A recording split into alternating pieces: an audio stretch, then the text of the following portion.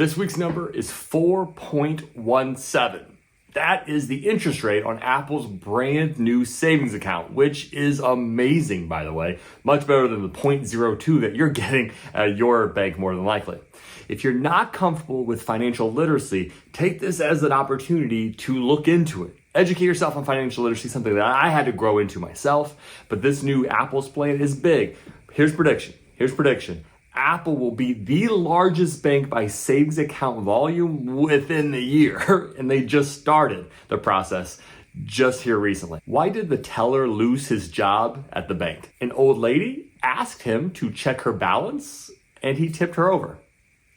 Okay, question 1. I was wondering what your thoughts were on the Budweiser's new campaign. It has been getting a lot of media attention. I was wondering if you thought that the company had planned the possible backlash that they would receive and just pursued the campaign because of the publicity that they would get. Okay, so we got a couple things brewing here. First, the background. Dylan Mulvaney, a transgender influencer, was partnered with AB for this recent marketing push. Now, a couple things. First, short term, their stock did hit a dip. They have rebounded to make up for that dip in stock.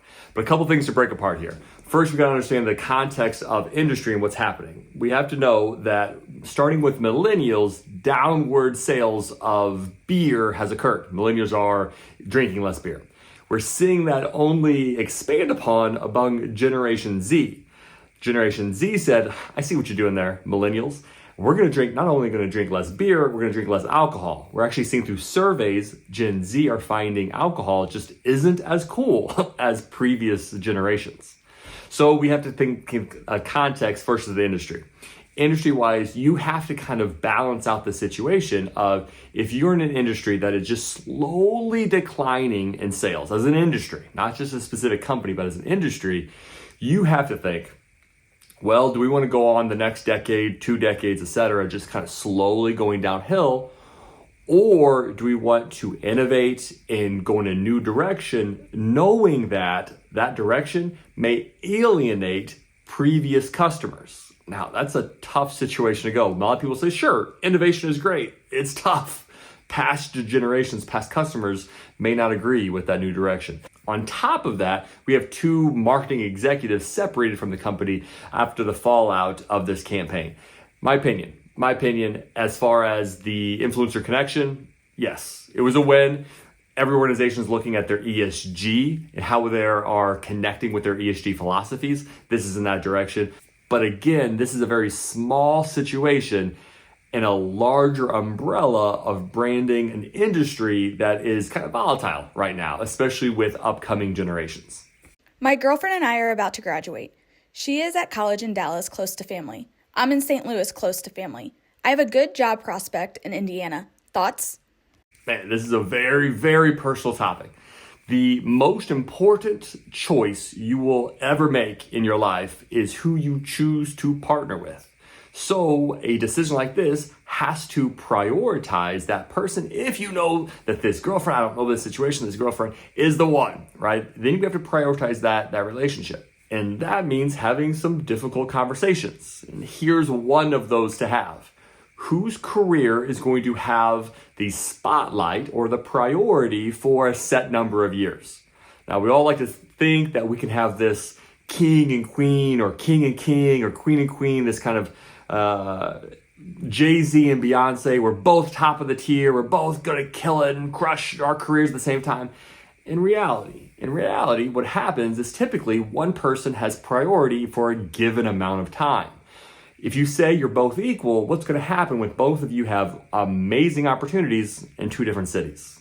What's going to happen then? So have that conversation early on. Be open with that conversation with your girlfriend, with your partner about, okay, for these 3 years, you're going to have the priority, or I'm going to have the priority. And then 3 or 5 years later, we're going to switch. And we'll just ping pong back and forth to say, I will move so you can get that promotion because this is your time. But be very clear, have that open way of communication to say, here are our priorities. We're going to set with this goal. Here's our strategy. Here's another difficult conversation to have is how important is it for each of you to be within driving distance to your family?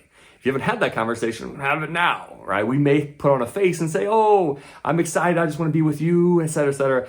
But have that actual serious conversation of how close do you need to be with family as far as geographic location. And here's just my personal opinion, especially early on, if we're talking about graduating, and I know the students graduating with undergrad, so early on career-wise, in my opinion, the first 5 years, portion of career are the most important, as in you're crushing it, you are going above and beyond, you have that grit mentality or hustle porn that's gone kind of too overblown the last couple of years for influencers on Instagram and whatnot. But it really is the most important time. So the question is, for those, at least for those early years, is it as important to be as close to family? Because more than likely, those years probably don't have as much time for extended family and etc. than later on in life. So you can also balance that out as well. Just make sure that is in your all's plan.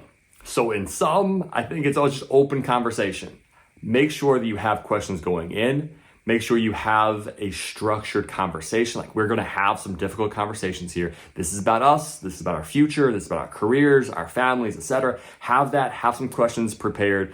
Have a glass of wine if that helps, but have that open conversation and ask those questions and be honest with one another. So those are the questions this week. If you have a question I can answer, I'm going to answer a question career-wise as far as your career, going to answer questions about business, branding, marketing, communication as well.